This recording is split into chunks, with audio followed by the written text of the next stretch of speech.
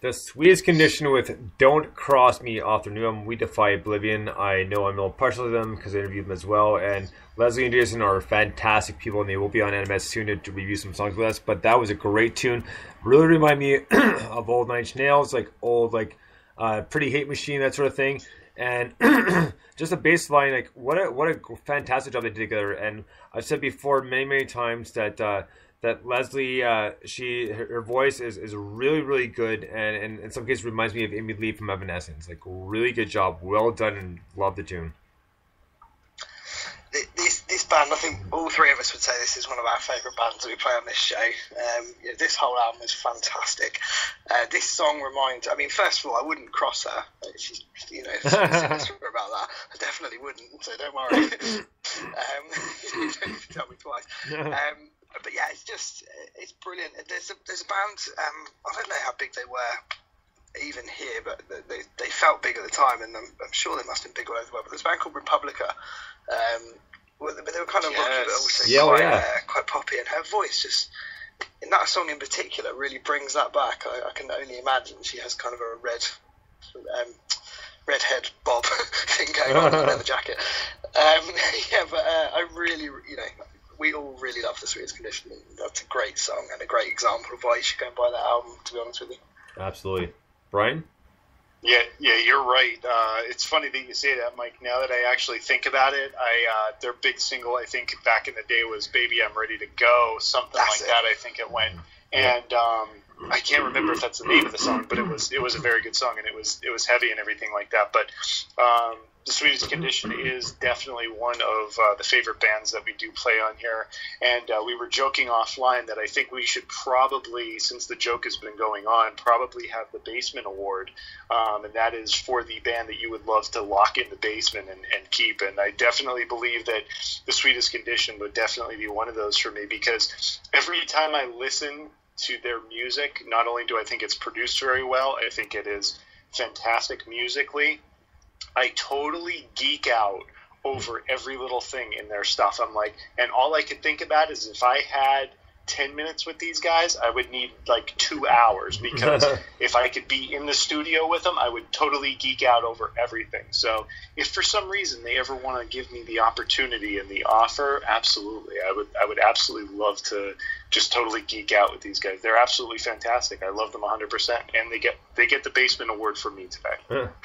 Right on. Well, before next song here, I just want to give you some stats of just countries that are listening to us. Our top 5 countries are starting off with the UK at 68%. Come on, UK. Yeah, the US at 16.9. Canada with 7.3. Norway with 3.4. And Australia with 2.2 are our top 5 listening countries right now. So, guys, keep on listening. We really appreciate it. So next up is a band we haven't heard from in a little bit. The band's called Meter Bridge. They're from Vancouver, BC, Canada. And they do a collaboration with a band called In the Mode. There's no Twitter, but they do have a Facebook. The song's called Mod Squad, and it's one of my favorite tunes. So this is Meter Bridge and In the Mode with Mod Squad. Dig this.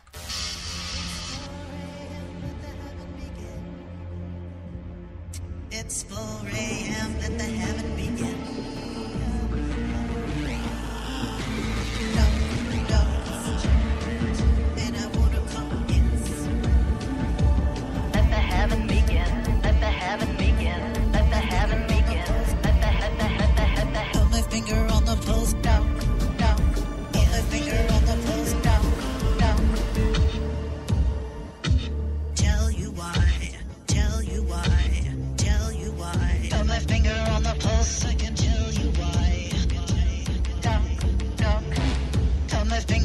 Pulse, I can tell you why. Duck, duck. Tell you why. If you thought you had the answer, then what would it be? 4 a.m. Pull my finger on the pulse. If you thought you had the answer, then what would it be? 4 a.m. Duck, duck. So many roads all end up in misery. 4 a.m. Pull my finger on the pulse. Watch blood flow through an artery of flesh and city streets. Watch blood flow through an artery of flesh and city streets. Let the heaven begin. Let the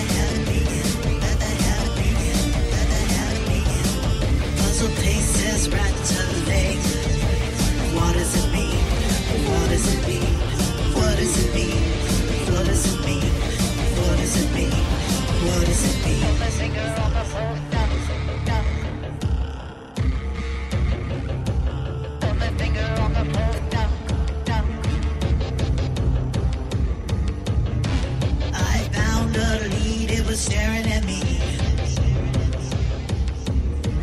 Come on now, let's pull back the veil.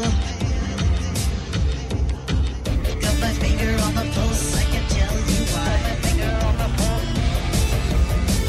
If you thought you had the answer, then what would it be? What would it be? Got my finger on the pulse. So many roads all end up in misery. Got my finger on the pulse. Watch blood flow through an artery. A flashing city street. Got my finger on the pulse. Puzzle pieces rattling. Well, what does it mean? What does it mean? What does it mean? What does it mean? What does it mean? What does it mean?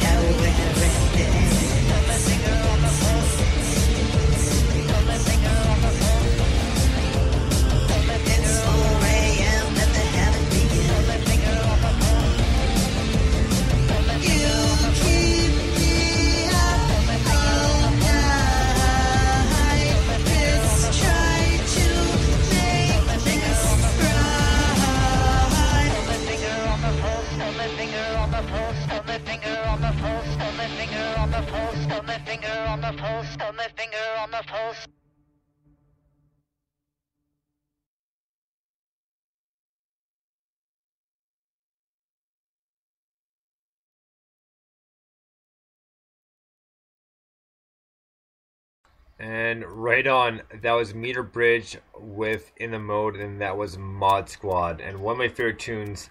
And Brian, we were talking offline, saying that Jill kind of sounds like Damsel in the Dollhouse, and she does have a unique voice. And what I was saying offline is she's got such a crazy range, and it's not the range you normally expect, but she's kind of all over the place, but she's got such a strong vocal background that the past few albums have been absolutely fantastic. And I've talked to her and her husband Richard, who are Meter Bridge, and great couple to talk to, and very, very interesting to say the least. What a first part to the show this is turning out to be. It's just, you go on this journey with this show, and I love it every week. That was quality. It was interesting when we interviewed Juxta the other day. He was kind of saying, you know, there's industrial music, there's kind of not a lot of big bands that you can put out, and we always talk about bands like Nine Inch Nails, and he was saying there's a few in Germany, which he's not particularly keen on. Right. This should be, alongside him, of course, this should be the next big kind of industrial thing, right? And you hear it because when you've listened to this show, I've listened to this show for a couple of years now, probably coming on for 2.5, maybe even 3 years. And you hear kind of trends in music coming, and we live in that. I'm sure I've said before, we live in a kind of postmodern music world, if you like, where, you know, we've been through the 50s, the 60s, the 70s, right, the 80s, the 90s, and the new metal thing even in the 2000s, and now it's kind of everyone's doing all of that put together in different bits, taking bits from it, which is cool. And we're seeing this industrial thing come up, and it's really, really cool. It's so good to hear. It sounds lush. Yeah, I was into this, and I did think that the vocals did sound a little bit like Damsel Dolly. I was like, yeah, that kind of reminds me of that a little bit. And you're right, the industrial sound, it is out there. There's a lot of bands that are doing it. And the nice thing is that as technology has become more available to a lot of these bands, and, you know, myself included, we get the ability to make a lot of new, interesting sounds. While still paying homage to the original old school people that were able to buy the $4,000, Roland setups and all that other stuff that the little guy can't afford. But we have the ability as artists now to really make a similar sound. And it gives us the ability to keep a lot of those genres alive.